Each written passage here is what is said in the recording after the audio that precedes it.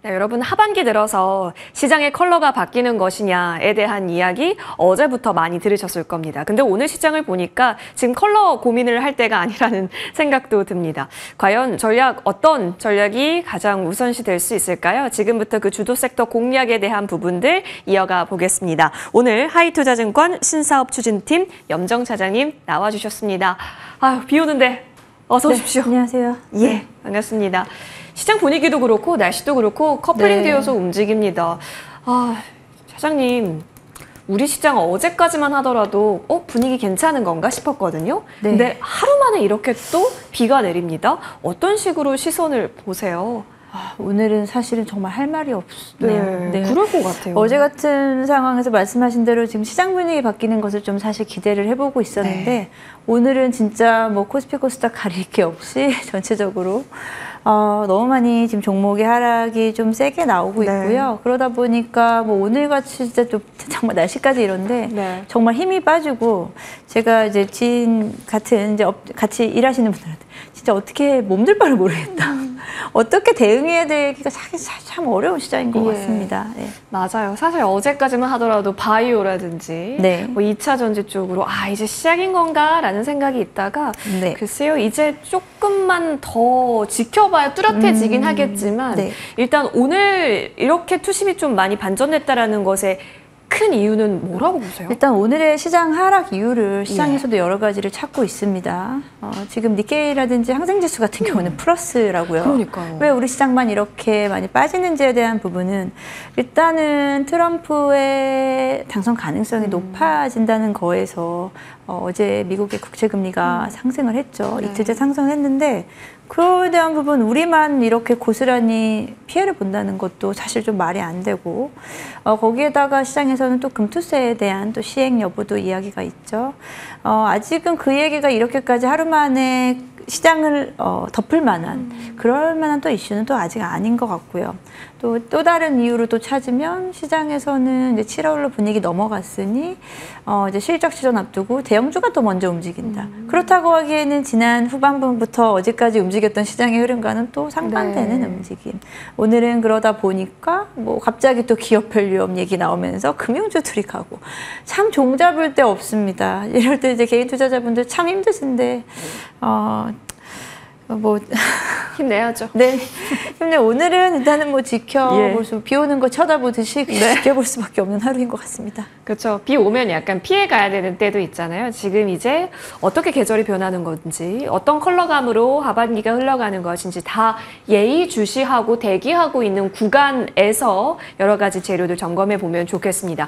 그 가운데 그렇다면 우리는 어디에 좀 초점을 맞추면 좋을지 오늘 주제 꼽아주신 게 있다고 하는데 어떤 주제 살펴볼까요?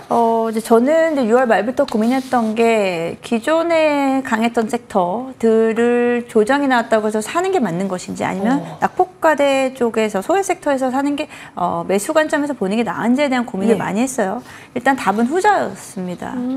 그래서 저는 지금까지 소외됐던 섹터인 엔터 섹터는 지금 바닥이다라는 인식 속에서 뭐 지금 빠르게 탄력이 붙지 않아도 접근해 볼 수 있는 구간이다라고 좀 생각을 했고요.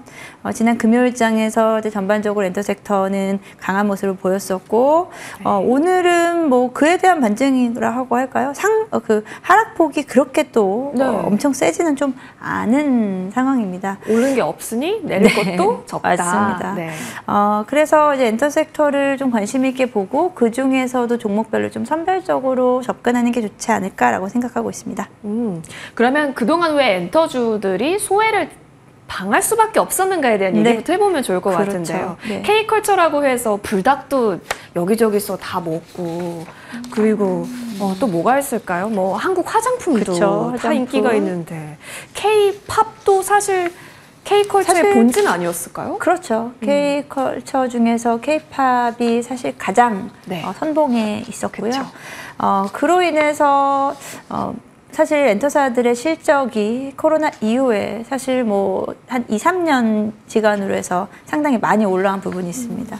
이에 따라서 실적에 대한 어떤 고점에 대한 그리고 실적 고점에 대한 논란이 계속 있었고 실제적으로는 지난 3분기, 4분기에서부터 지난 올해 1분기까지 실적이 급격하게 좀 꺾이는 모습을 보이면서 주가의 흐름도 같이 좀 움직임이 나타났고요. 사실 어떠한 유행이든 어떠한 트렌드든 지속적일 수는 사실 없는 거죠. 그런 부분을 반면교사 삼아서 다른 섹터 하실 때도 항상 염두를 해줘야 됩니다. 우리가 엔터를 보듯이 다른 섹터도 항상 염두를 하시면서 매매를 하셔야 되고요.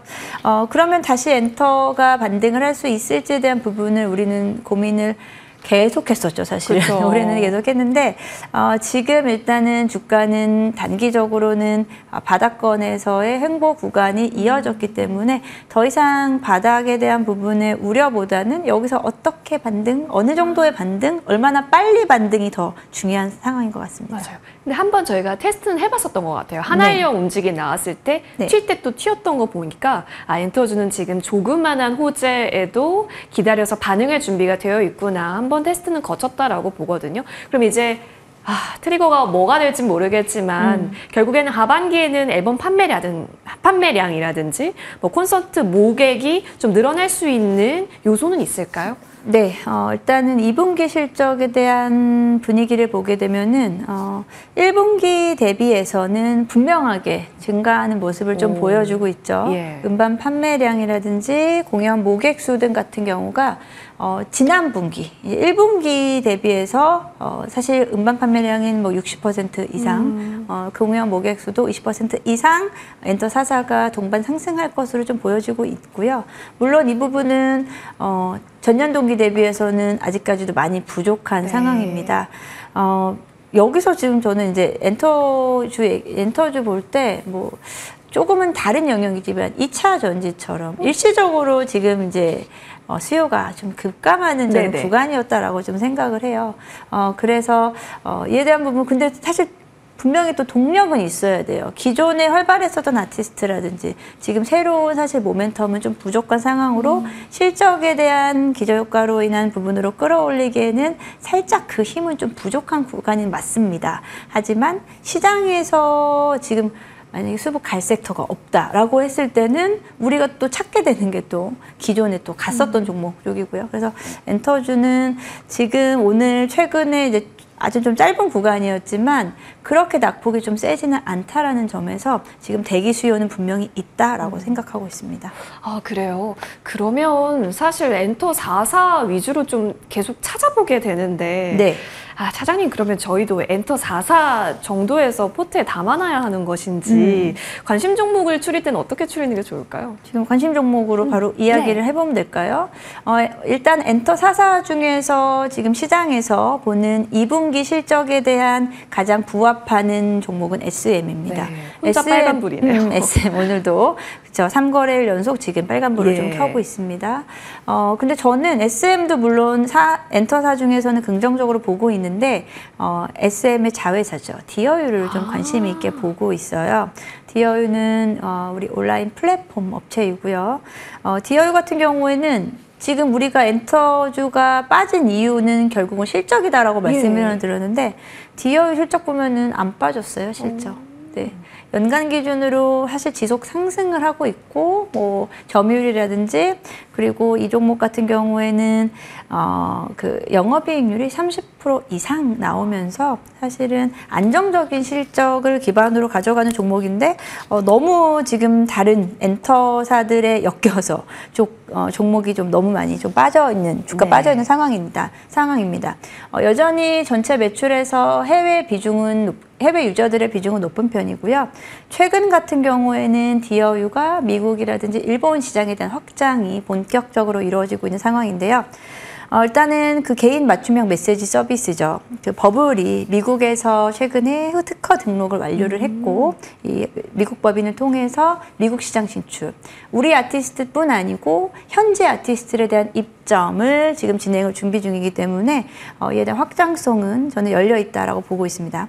또 4일에는 일본에서의 오픈이 준비되어 있습니다. 버블4 재팬이라고 해서 이 버블이라는 서비스가 이렇게 좀 각국의 맞춤형으로 어찌 보면은 계속해서 이제 플랫폼 업체이기 때문에 가능한 거거든요. 네. 제품을 만든 시간이 오래 걸리지 않습니다. 플랫폼에 IP를 심으면 됩니다. 그러다 보니까 이러한 부분이 바로 실적에 좀 빠르게 반영될 수 있는 종목 중에 하나다.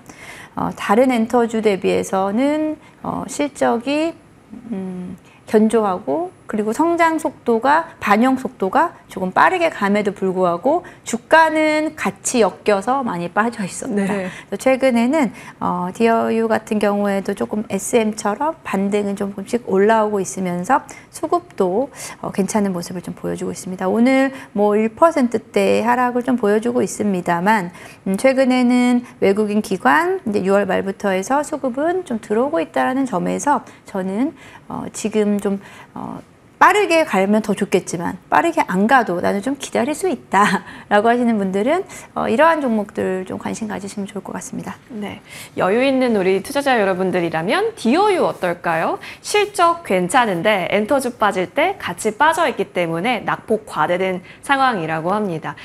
여기에 대해서 실적 반영 속도는 좀 더 빠를 것으로 보여지니 여유 있게 기다릴 수 있다 하시는 우리 시청자분들께서는 관심 종목으로 디어유 챙겨보셔도 좋을 것 같다는 생각 듭니다. 하이투자증권 염정 차장님과 함께 했는데요. 시장이 계속해서 힘을 내기 바라면서 차장님 여기서 말씀 듣도록 하겠습니다. 나와주셔서 네, 고맙습니다. 감사합니다.